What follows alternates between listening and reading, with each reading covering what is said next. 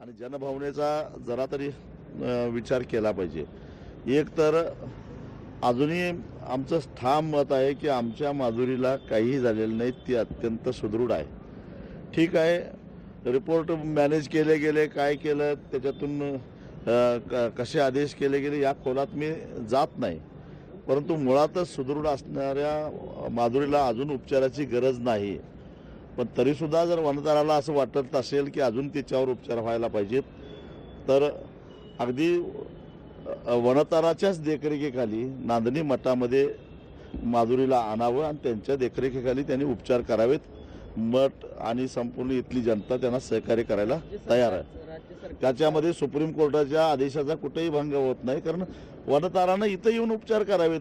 कारण अगदी त्यांना हायड्रोथेरपी करायची असेल तर नदी उपलब्ध आहे, अगदी एखाद्या तलावापेक्षा नदीतलं पाणी जास्त असतंय आणि त्यामुळं आणि बाकीचं काही तिला झालेलंच नाही, कारण तसं असतं तर तिनं 48 तास प्रवास केलाच नसता।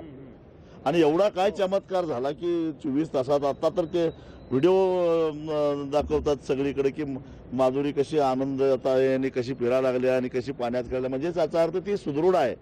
सुदृढ आहे तर उपचारासाठी तुम्ही नेलेलं होतं, उपचार पूर्ण झालेले आहेत, आमच्या इथं आणून उरलेले उपचार पूर्ण करा।